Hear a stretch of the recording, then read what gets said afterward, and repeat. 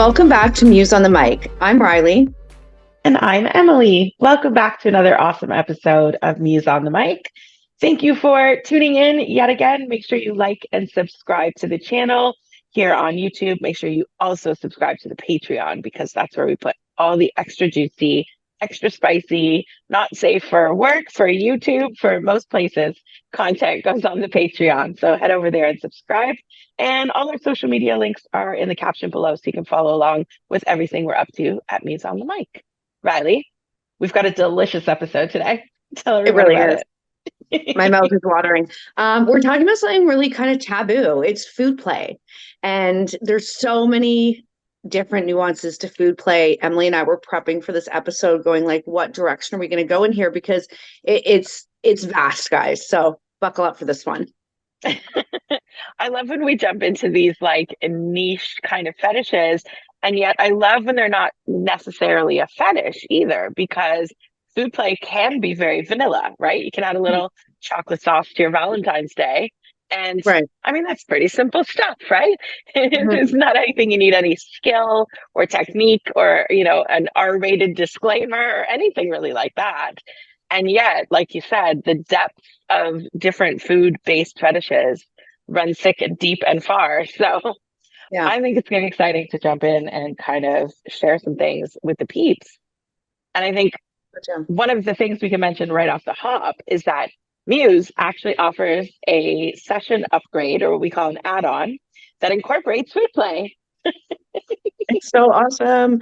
It's called the Candy Coated by MUSE, and it was inspired by one of our clients. I would mention him, but he's a private guy, and I think he still comes to the spa. But he loved food play, and he really wanted a blowjob. Let's just be real. So we thought, what better than to bring in a chocolate bar? And I think it was like an O. Henry or some massive chocolate bar that he got set attendant. You know, visually, he wanted to see her giving this blowjob. And for her, delicious. Why not? So, you know, his fantasies were fulfilled. And the candy coated is broader than that. There's, you know, chocolate syrup and honey and whipped cream and all the different tasty things to put on each other and to lick off. But it's been a hit. I mean, we have a few candy coateds a month. It's a lot of fun. We really do. And I find the girls love it because it adds a whole new play dynamic to the sessions. We give it to birthday boys for free on their birthday. And you never know, for a groom or a special occasion, we might throw it in on the house too. And I feel like it's always a fun little treat that we can gift to customers too, like from front desk or from us on our behalf. And who doesn't like a little added sweetness to their day? I think it's pretty cool. It's really cool, the connection between food and sex. And I mean, at a very basic level, think about an aphrodisiac like oysters or chocolate.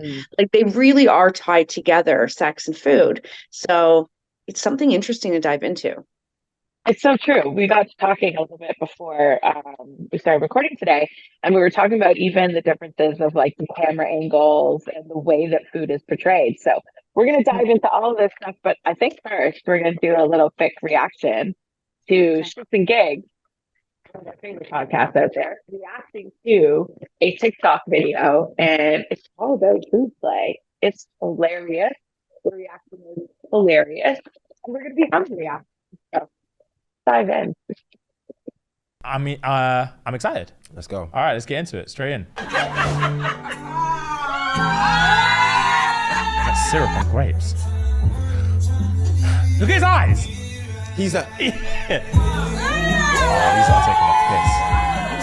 Hey! Is this not a Hindu or something? Or is this just vibes? I don't know.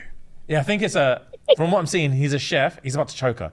I'm assuming he's an explicit chef who comes around for Hindus and anything there and starts feeding chicks. So he's the chef equivalent of that massage. Yeah. He's the food equivalent of the massage guy. Say less. He's the foodie Omale. That's what he is. Oh, say less. Ruining lives. They found gaps in the market. Yeah, I'm not mad at it. I'm not mad at it. They found gaps in the market. Whose idea was this, and where was I when they were presenting it? I carry on. Fair play to her. Look at the chocolate dripping on her tongue. Brother. She has no shame. We need to bring back shame. Brother, this is on the Lord's internet. Yeah, fam. We need to return shame. Because what is this? Who's getting married in this house? Factual. My girl can never come back and say, oh, we just had a chef round. And I see this on TikTok. You see chocolate covered bananas dripping down her throat. Dropping down your face. Well, his hands around your neck. The same hands I put around yours. Pointers? Yeah. Never.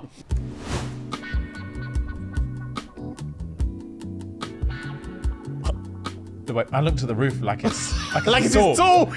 Yo. Oh, she's the one getting married in the back. I'm sure that's a veil on her head. Oh, maybe. Oh, this is insane. She's licking all the grapes that she ain't even gonna swallow. He's solid as a rock. I already know he's solid. Oh, facts, bro. Hey. Yeah. That stops me in my tracks. I'm locked in. Yeah. Fruit and vegetables only. And sugary content. Yeah, not the main pasta. Courses. Nah, she was trying her best to be. Also, why is she trying to be sexy? Facts. This Donnie's job, no? They are so cute and funny. I just have to say. The way they were just losing it over the fact that women were enjoying themselves over some erotical activities was just hilarious to me. Because, like, dudes do it all the time. I mean, it's also oral, so I get it. Like, it's visually stimulating to watch, right? I just want a party like that, please. Whatever my next big birthday is, throw me that. I want that. Okay. And a spotlight, no veil. Okay. No veil. Oh, that was so sexy. And their reaction just had me in stitches. I think it's so funny, but they also have smart business minds because, like, there's a market right there. And it's a real thing. And that is, okay, without the aprons, it's very similar to a candy-coated session because you're dripping in some things and you're licking and feeding, and there's a lot of, like, the touchy back and forth of it all. It's just, I'm slightly feeling spicy. So hot. I was going to say, too, there's so many examples in media as well that really portray food as sexy, whether it's like ice cream dripping down a cone or cherries in a woman's mouth. I mean, even food commercials nowadays, think about like a great Keg commercial. Keg is a steakhouse in Toronto, where they make the steak look so sexy and like you're drooling over it with the butter dripping down. Like, it's very stimulating, and this connection between the two has me fascinated. It really does. I love that. I love when we like tap into something with you where you're like, oh, I gotta learn all about this. It's interesting, and I think it's reflective. I know that I think we come from a generation where the Food Network really took off on television, and what started as, like, you know, your Julia Child, Martha Stewart type, you know, just instruction very quickly became very food porn. Very food porn. You could watch like any episode of MasterChef or like any show on there that's food, and they've got the close-ups and the slow-mos and the finale, the splash, the egg yolk that leaks. It's so like vaginal. How they show it. There's cum shots in terms of the splashing of the sauce and Salt Bay and like all this stuff. TikTok too, with those guys, Man versus Food, or the ones that chefs who cook outdoors, and the Man with Knife or whatever they're called. And like, it's the close-ups, and like it's so erotic. I know. It makes me hungry every time, but also very aroused. And there's even restaurants that play on that too, that those ones that are like in the dark. And so it's all about texture and touching, or they take away the utensils, and dessert is all about feel and fingers. And it's just, it's kind of taboo in the sense that it goes against the grain of what you're taught as etiquette too, right? Well, and I know you mentioned so many times when we talk about kink or fetishes that they're rooted in childhood. And this one, from what I understand, is as well that, I mean, as a child, you're told, you know, chew with your mouth closed, don't make a mess with your food, don't touch your food with your fingers. So there's all these rules around, you know, food etiquette. And this kink or fetish is called sitophilia, I believe. I think I'm pronouncing it correctly. Yeah. But to an extreme of that is sloshing, which I think we spoke about before as well. Yes. Some people just love the textures. I mean, again, childhood. Think about like finger painting. I remember when I was in kindergarten, finger painting, we also had like a chocolate pudding finger painting too, right? Or birthday parties where I think it was at a place called the Mad Hatter where they lay the popcorn out and everyone has to have their hands tied behind their back and they eat. Yeah. Like food eating contests. Like there's so many things around all kinds of different cultures and I guess generational too, where that kind of like stimulation comes into play.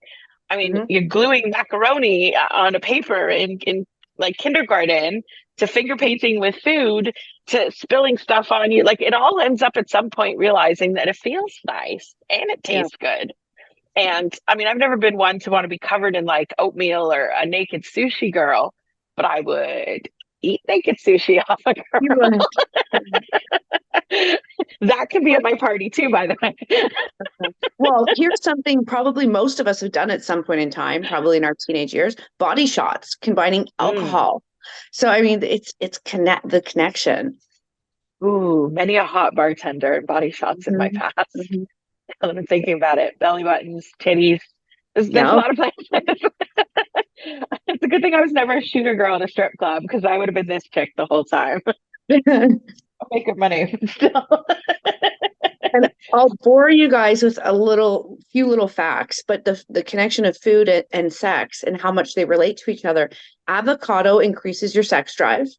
Garlic is linked to longer erections and endurance. Ooh. And asparagus can help you have stronger orgasms. So one food I don't like, but I'm not mad at it. That's a good reason to eat asparagus. Cover your asparagus in garlic and you're gonna be rocking. Yum. And an avocado a day will keep your wife happy. That's fantastic. Right? I love it. That's so good. I love fun facts.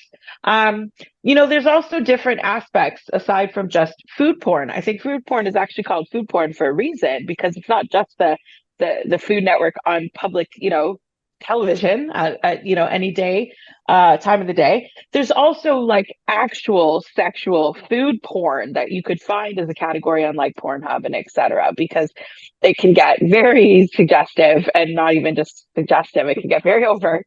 Lots of different things. Food things are phallically shaped.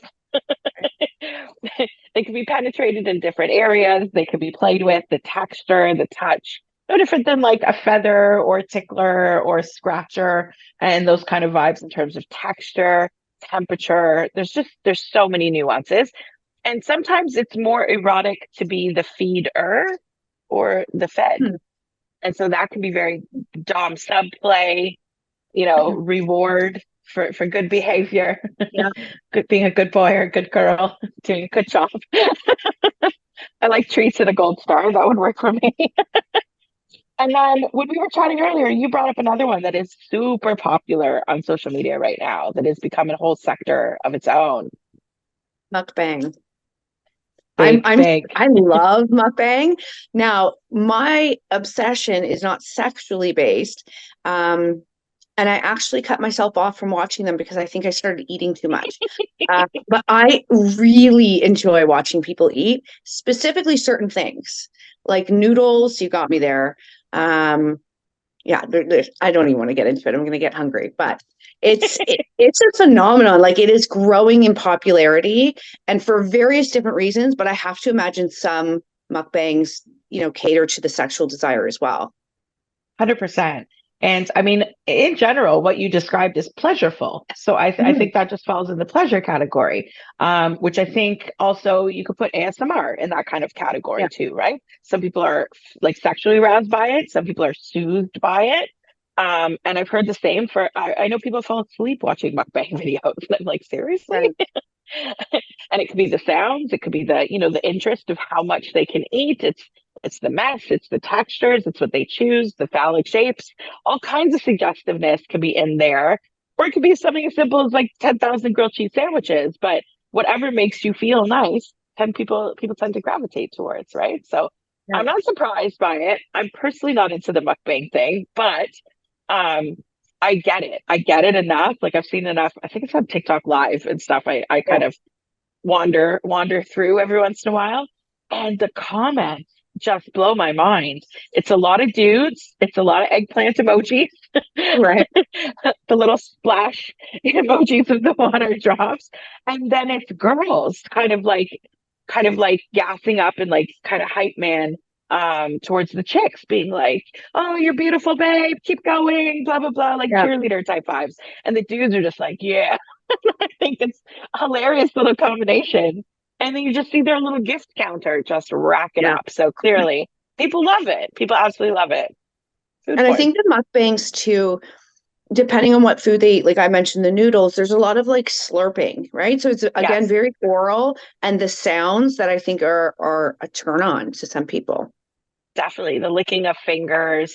Some people like the clashing of utensils, the cracking of, crab shell. Like there's so many sounds. It's kind of why I mentioned the ASMR thing aspect too, because Yeah. it does play on all those different sensory perceptions. And yet, fully clothed with a bowl of soup. Right. Like, who knew? The People way could people are making money these days is wild. it's mind blowing, right? I think it's super interesting. But also, I've read a few, or maybe it was on YouTube. I saw a few stories. Some people can have some adverse health reactions to being a long-term mukbanger. I've heard you can end up with food addictions and certain problems. I know you had mentioned to me actually a while ago that some people with eating disorders use it to encourage them to eat. Yeah. So, like, I think it can do so many different things, and some people it's soothing and puts them to sleep. So, like, there's just so much behind it. But I think down to its most simple thing, adding a little bit of chocolate sauce or a chocolate bar to a fun little rendezvous with your partner or a stranger or whatever can be absolutely delicious. And I think that's why it's been on our menu at Muse for so long. If my memory serves me, it was within our first year or two that we I think so. invented the candy coated, right? Yeah. Yeah. It's got And longevity. I mean, think about it, guys, just to visually give you a description here. Instead of using massage oil, which is what we normally use, imagine using chocolate sauce or whipped cream and getting that same body slide, except now you can lick it off of her and it tastes Yeah. good instead of having oil in your mouth. Like it's a delicious experience. It's definitely worth the upgrade, that's for sure. Oil in the mouth is the worst. But change that to honey, and I'm like, sign me up. Strawberries where? I love it. You know what? Actually, I just thought of another girl that used to work for us a long time ago. You're gonna remember this story when I tell it. She brought a little food play to add mileage to her sessions that she wasn't necessarily comfortable with, and it was with lollipops. I'm bringing I back. don't remember. Her name started with an M, and she was the best dirty talker we ever met. Oh, yes, I know who it is. She used to bring lollipops into her session, and she wasn't comfortable with clients going down on her per se. And so she would play with herself with the lollipop and stick the lollipop in the gentleman's mouth. And I was like, what? That's so hot. Like, to me, So smart. I was speechless when she told me. I was like, that is absolutely breathtakingly sexy. Even if she allowed all that afterwards, what an introduction. Right. I would not stop. I'd be all over that lollipop. I'd take that home with me, be like, can I have another one for the road? Like, I would, sold instantly. She's genius. I remember that now that you say it. It's true. And you know what? Even in our duos and mixers, you add in a little of the food play, it gets even wilder. I remember girls have sent us photos of the sheets and towels after a really interactive, high action, high energy candy coated session. I'm like, throw them in the garbage. They're done. Right. There's no getting strawberry sauce out of that. There's no point. Don't ruin the washer. Just throw it out. It's toast. Y'all need two more showers. It's so good. I think it's so fun. I think it's really good and really sexy. And the more you can incorporate those little things in your relationship at home or in your sessions at Muse or in any kind of little playful dynamic, why not? I mean, who doesn't like even finger food, right? Like appetizers are like this for a reason. You can go anywhere and have, appetizer platters or oyster day, and you're just sharing, and the tangibleness adds just added pleasure to the whole experience. So anything that's food and sexy, sign me up. Mental note for your next birthday. There you go. I've given you instructions. I was in lockdown in the pandemic and quarantine during my 40th. So y'all owe me a party, is what I'm saying. Yeah. With topless chefs and chocolate sauce, please. Thank you. Well, I think that wraps up our food play episode. Anything else you want to add, Ryan? No, that was fun. Awesome. I'm hungry now. Let's go eat. We'll see you on the next episode of Muse on the Mic, guys. Bye, guys. Bye.